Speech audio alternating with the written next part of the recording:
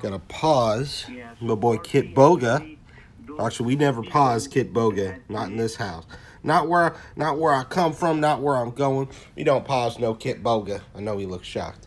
Anyways, stuff is a little bit everywhere. So my boy Yorkshire Mgtows. He asked me to keep everybody updated. Well, more specifically him. So this is mostly for him, but it's not necessarily. It's not for all of you dear sweet people out there. Anyway, this is a cane that I inexplicably acquired the night I was struck crossing the street with the GD right of way. So, to make a long story short, the reason why I have this now is because the woman who hit me had it, and it was her cane, and it came rolling out, and for some reason, one of the many innocent bystanders just happened to have it, and I was just like, huh, okay, and then I remember later on, this is after surgery, when I woke up, I was like, what's that? What is that cane doing there?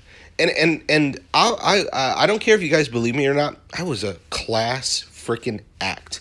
I did not raise my voice, even so much as raise my voice to the nurse. They tried to, like hospitals are brutal out here, fam. Like they will, if you're in the ER or whatever, they're like, all right, patch him up, get him out of here. This bed is for someone else, and that's how we have to look at it clinically, for the purpose of being heartless, evil fucks. And I mean that to the bottom of my heart. You work in a hospital, and you support this system that puts a price on everyone's life, and then you just, I'm just this person, or I'm just that person. I turned a blind eye. If you've ever rebutted somebody in idle conversation, just to fucking be a dickhead, and you repeated one of those demonic talking points that your bosses or overseers tell you what you will think and speak, you're kind of a bastard to me. Just hope we don't run into each other. If we do, hope you find me on a real good day. Because after this experience, I really hate hospitals. But anyway, the cane is mine. The cane is mine. I don't know what I'm gonna do with it necessarily. I'd always thought about auctioning it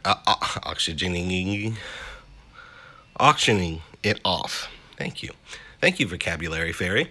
That's pretty much about it. I don't know why I've got Moana here. Sorry. Here's what we'll do. Give props to my boy here. I don't know his name. Don't really watch his channel too much, but I love his masterful artistry. This looks like JoJo's Bizarre Adventure. Do you understand? Anyway, I can't think of anything else really about the cane. I just remember someone saying it rolled out, and then I remember when I was like, what the hell is this cane doing in my goddamn room where I'm trying to convalesce, trying to keep bad memories away? And then I just remember someone's like, sorry. This is when I was in the back of the ambulance. And then, no. Either way, this thing inexplicably just sort of found its way into my stuff. And I do remember waking up and seeing the cane and asking about it. But once again, this is post-surgery, and I was whacked out. I love how, like, there's this weird thing that when you're going under, they're like, you go through this weird fugue state where you're like, you can't put me out. I'm not. And then you're gone. You're out. Now, this will be the last thing I'll say, not necessarily about the occasion, but about just this tiny little micro vid just to check in with you guys, is that my dad had this weird sort of prideful smile on his face when I came out of surgery. And then he said that I was delirious. And I'm like, yep. So first you get hit by a car, lose my dignity, that's nice. Then my dad told me something that really just, oh man. It was like pigs flew that day, my friends, because my dad said that I was just whacked out and delirious, and I was I was yelling for my dad. I was yelling, "Where's my dad? Where's my dad?" I was yelling my dad's name apparently. And this is my dad's direct testimony to me and nobody else. This wasn't secondhand. This is straight from the prophet's mouth to another prophet, so to speak. Anyway, I felt like $1,000,000. I was just like later on I was looking at my sister and I was like, later on he's going to tell you this and it's really going to get at you because you were just so greedy. You were a whore for our father's attention. And she always was. Hopefully hopefully things are shifting around. Hopefully I can help her rectify that when we have the throwdown. Not saying we will. But your boy is in rare form, guys. I can't tell you what has worked out, what is working out, and I can see all of the gears and the clocks moving in beautiful, ornate concert. Think about if you could visualize that for a second. What if you could see all of those things? You could look into any clock and you could see its inner workings and you could know it's intimate somehow.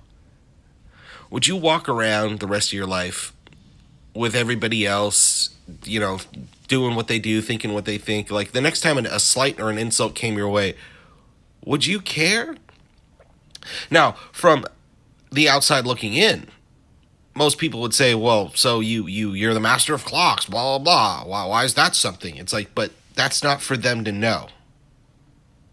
They don't know that you know, and they shouldn't know because they don't appreciate any kind of gift that you're getting.